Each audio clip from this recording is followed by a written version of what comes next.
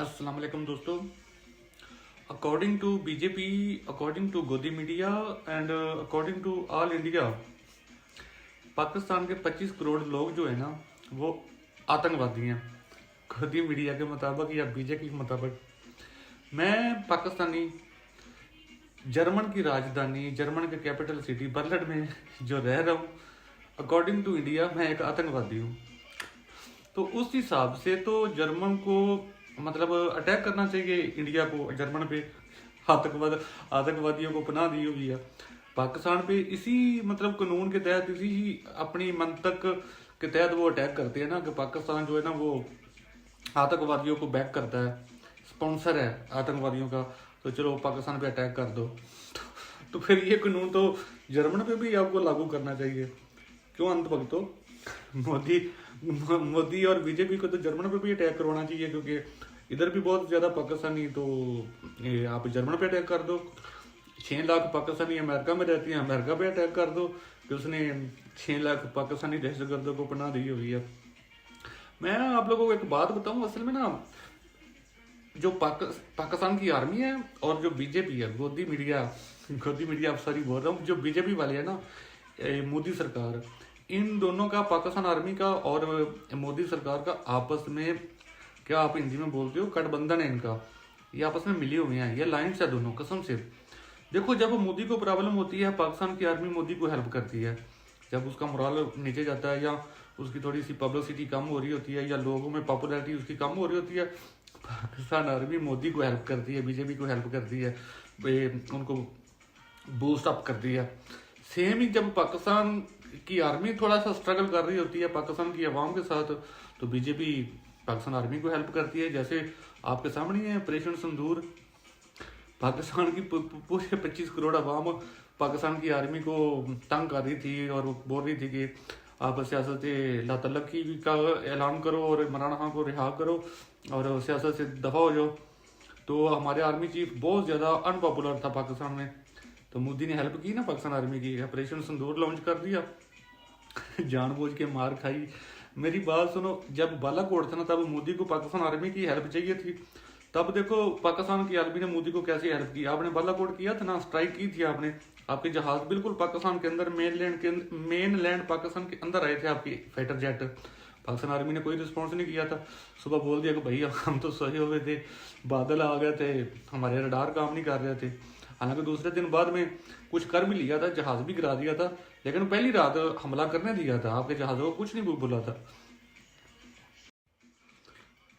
तो मैं आपको बता रहा था, जब मोदी का इलेक्शन था 2019 में, बालाकोट में स्ट्राइक की इंडिया ने, पाकिस्तान की आर्मी ने रिस्पॉन्स ही नहीं दिया। आपके fighter jet 14-15 fighter Jett main land Pakistan में आए, Balakot main land Pakistan KPK में है, वहां पे आके वो अपना बॉम्ब शॉम्ब जिधर उन्होंने फेंकने थे फेंक के चले गए। पाकिस्तान आर्मी सोई हुई है, कोई रिस्पॉन्स नहीं कर रही, क्योंकि मोदी को हीरो बनाना था। इस बार संदूर में हमारी आर्मी को नीड थी मोदी की, तो देखो ऑपरेशन लॉन्च करवाया मोदी ने। इस बार आपके फाइटर जेट पाकिस्तान में आए भी नहीं, इंडिया में ही है, अपनी अपनी एयर स्पेस में घूम रहे हैं, और पाकिस्तान ने गिरा दिए 5-6। और पाकिस्तान आर्मी का जो चीफ था वो सो कॉल्ड फील्ड मार्शल बन गया, पूरी दुनिया में जय जयकार हो रही है, मजे हो रहे हैं। तो इसलिए भाई बीजेपी और पाकिस्तान के आर्मी के जर्नैल, इनका गठबंधन है आपस में, ये दोनों मिलके खेल रहे हैं और पाकिस्तानी अवाम को और इंडियन अवाम को बेवकूफ़ बना रहे हैं। पाकिस्तानी जर्नल जो है ना, वो 25 करोड़ पाकिस्तानियों को तो अशरात कहते हैं, अशरात अरबी में बोलते हैं कीड़ों मकोड़ों को। तो हमारे जो जर्नैल है ना पाकिस्तान आर्मी के जर्नल, वो तो हम ही अशरात समझते हैं, कीड़े मकोड़े। और वो तो वाज़ह तौर पे जो उनका DGISPR है, आर्मी का जो स्पोक पर्सन है, उसको DGISPR बोलते हैं। वो तो पब्लिकली आके भाई प्रेस कॉन्फ्रेंस करके बोलता है कि पाकिस्तान के सारी आवाम जो डिजिटल, हमें डिजिटल दहशतगर्द बोलते हैं, कहते हैं कि दहशतगर्द है। मतलब देखो, आपकी नज़रों में इंडिया और गोदी मीडिया और बीजेपी की नज़रों में सारे पाकिस्तानी दहशतगर्द हैं। पाकिस्तान की आर्मी भी यही हमें बोलती है, वो हमें डिजिटल दहशतगर्द बोलती है। तो भाई मुझे ये बताओ, पाकिस्तानी कहाँ जाएं ना? आप हमारे पड़ोसी हो, आप हमें इज्जत दे रहे हो, आप हमें दहशतगर्द बोल रहे हो, हमारी अपनी आर्मी हमें दहशतगर्द बोल रही है, तो हम करें तो क्या करें? वो हमारी आर्मी तो जिसको दिल करता है गद्दार बोल देती है, कहती है ये गद्दार है, जो आर्मी पे बात करेगा वो गद्दार है। पाकिस्तान का पिछले 20 साल से जो सबसे बेस्ट न्यूज़ एंकर था ना, सबसे बेस्ट न्यूज़ एंकर जिसका टॉक शो, उसका मैं कहता हूँ पूरे पाकिस्तान में उसका लेवल ही नहीं था, उसके साथ कोई मैच नहीं करता था बंदा, उसका नाम था काशिफ अब्बासी। पिछले 20 साल से सुप्रीम टाइम यानी कि रात 8 बजे का शो कर रहा था वो, ऑफ द रिकॉर्ड। उस बेचारे ने थोड़ा सा आर्मी के खिलाफ एक शो कर दिया, थोड़ा सा, उसने डायरेक्ट आर्मी का नाम ही नहीं लिया, इशारों के नाम में बात की। उस हाई रेटेड एंकर को आज 6 मंथ होने वाले हैं, हमारी आर्मी ने भगा दिया। मतलब वो टीवी पे नहीं आ सकता, वो किसी दूसरे के शो में भी नहीं जा सकता, इवन कि वो टीवी पे बात ही नहीं कर सकता। तो इस तरह हमारी आर्मी हमें ट्रीट करती है पाकिस्तानियों को, हम ये शरारत समझते हैं, कीड़े मकोड़े समझते हैं, और आप लोग हमें टेररिस्ट बोलते रहते हो, पूरी दुनिया में बदनाम करते हो। अभी तो आप इतना टेररिस्ट बोल दिया हमको, अब दुनिया आपको मानती नहीं है, अब कोई बात ही नहीं सुनता। तो मैं आपको बता रहा था कि आप इतना टेरर टेरर टेरर दहशतगर्दी करते हो, अब पूरी दुनिया आपको सीरियस लेती नहीं है। मेरे अंधभक्तों, मेरे गोदी मीडिया, मेरे बीजेपी वालों, हिंदू भाइयों, अब आपको दुनिया सीरियस लेती नहीं है। According to you, according to BJP, according to अंधभक्तों, मेरे हिंदू भाई, पाकिस्तान एक दहशतगर्द कंट्री है।